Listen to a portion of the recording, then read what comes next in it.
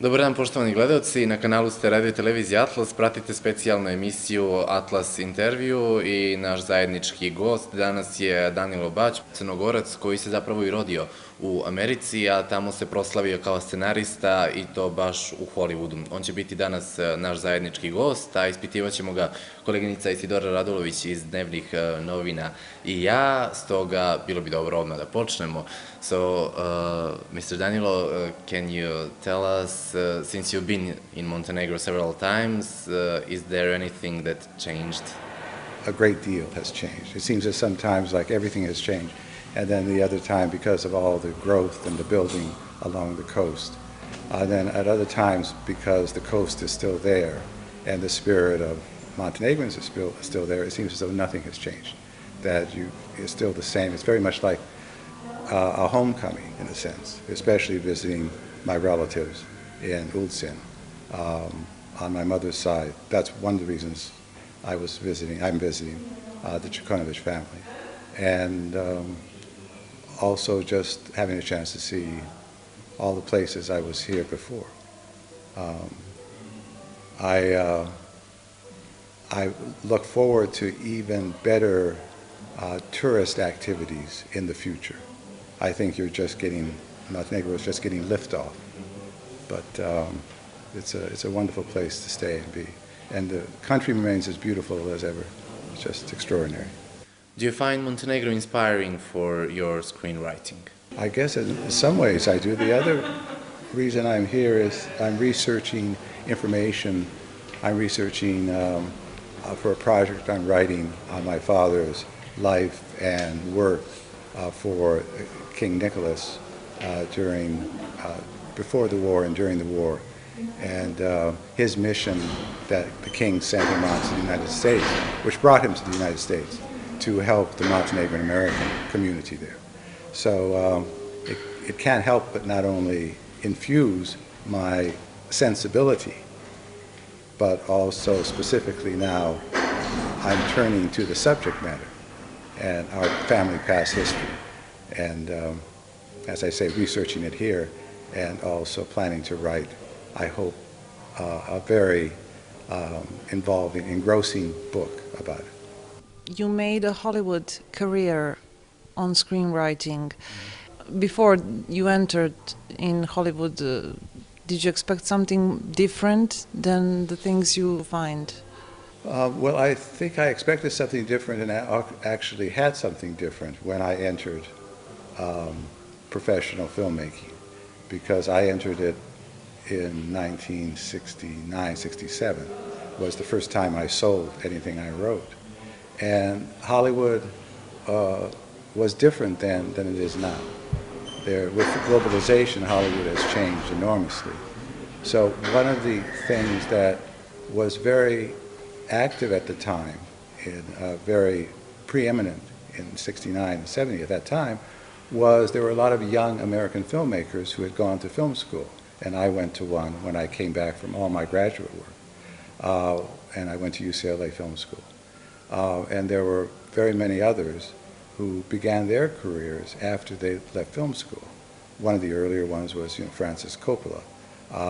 So I guess I'm just one of the people who graduated and went on, but our hope was to be auteurs in the French tradition and to both write and direct our own films in Hollywood. And at that time, there was a lot of independent filmmaking, that Hollywood was interested in the change that was going on in the world. And now it seems to be much more, believe it or not, money-oriented. Now, for Hollywood to survive, it needs to be globalized. It needs to make the safest possible films for the greatest possible audience, because most of our box office comes from overseas now. It's not just America and Canada and Western Europe that provided the box office. So it has changed. It has changed. It's become much more conservative as an industry, and a lot of the energy and pioneering, I think, is missing. But then I'm older now, so I would say that anyhow. So do you think that it's possible in Hollywood to make a real art these days? Well, you'll have to tell me. I think so. I think so. I think there are two things. One is there's the art of melodrama, which is the traditional Hollywood film that's just well made, well written, that tells a story involving characters.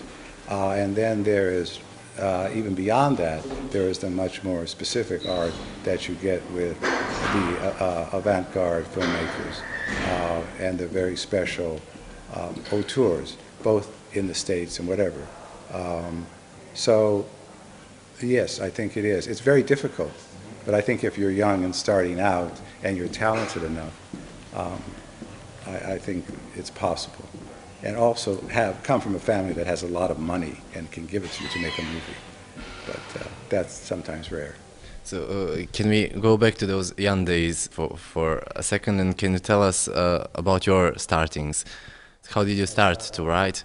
Well, I wasn't planning to go into film making, although I always loved film. But it seemed, I didn't know anyone in film or film industry, and I did graduate work. I finished my graduate work in England at Oxford. And then I decided I would give it a try and come back and try to do what I thought was my first love, which was films. And that's when I went to UCLA. I wrote some scripts. I made some student films at UCLA, graduate film and so forth. But I wrote a graduate script, which then friends, they thought it was good enough that they showed it to a very successful screenwriter at Hollywood who recommended me to an agent who read it and said, yes, I would like to represent this. And I wound up being optioned, which means not really bought, but just like a down payment on a script. It did not get made, and then from then on, other people read my work, and they hired me to do various scripts.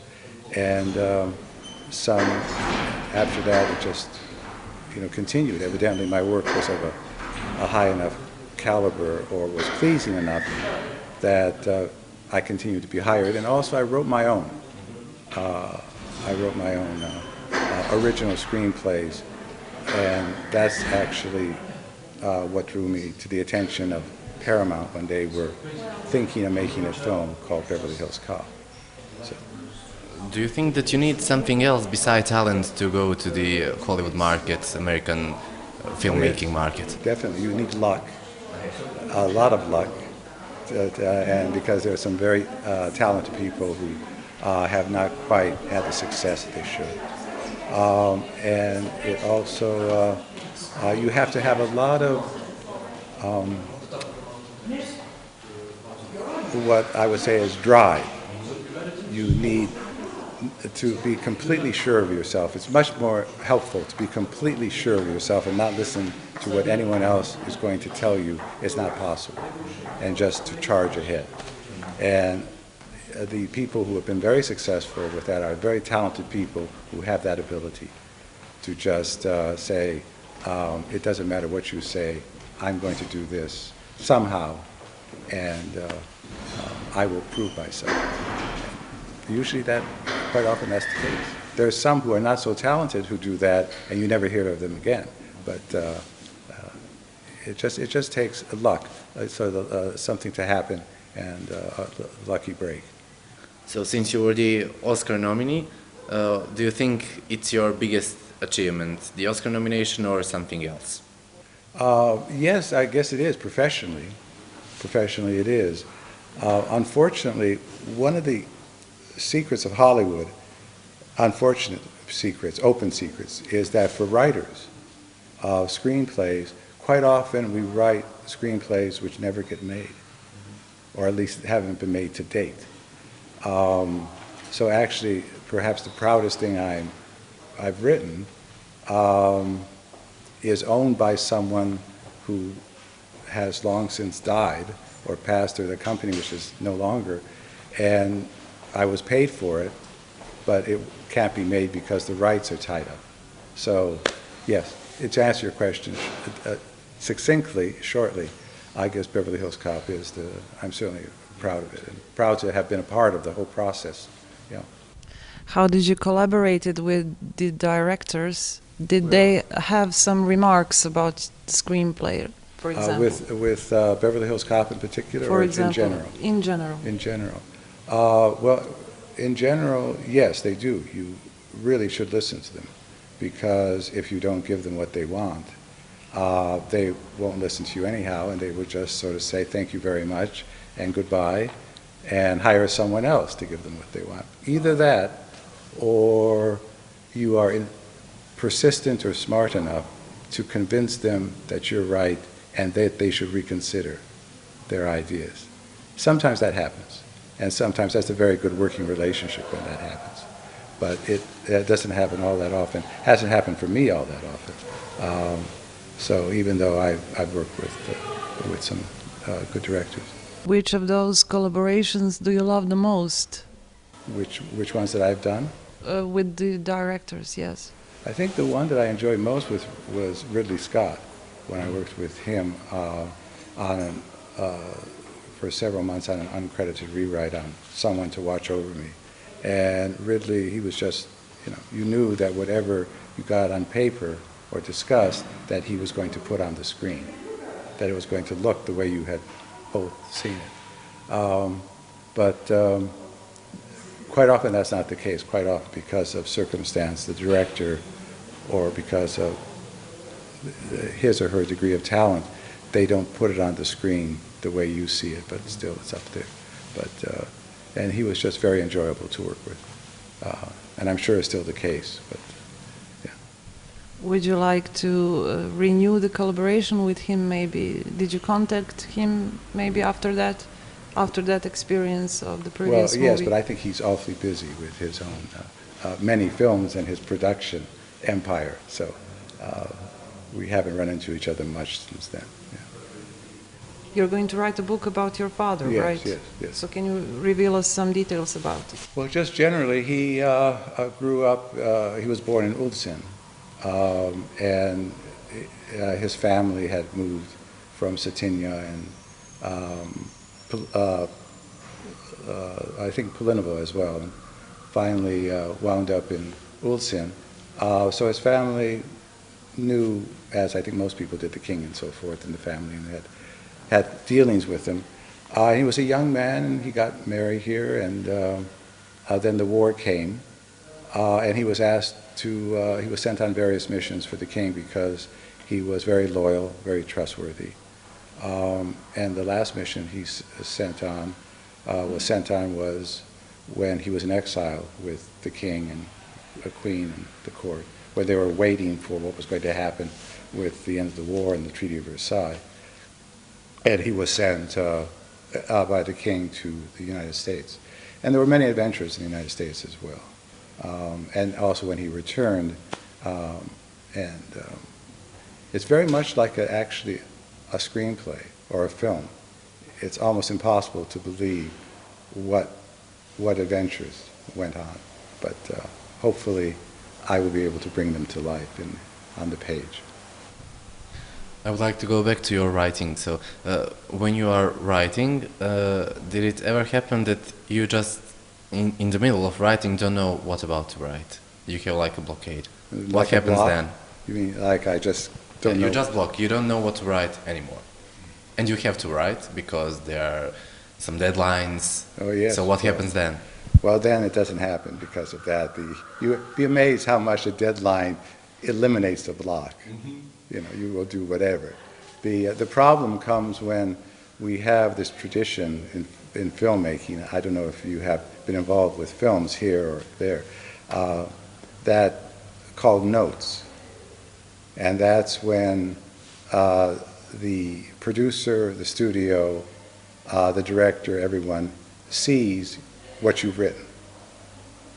And then they all give their notes, their comments. And then what may happen is that you may not agree with all of them, and you discuss them, but they want certain things which you still can't, and somehow that slows you down, but then you realize how you can try to please them and also please yourself and be true to the story that you're telling.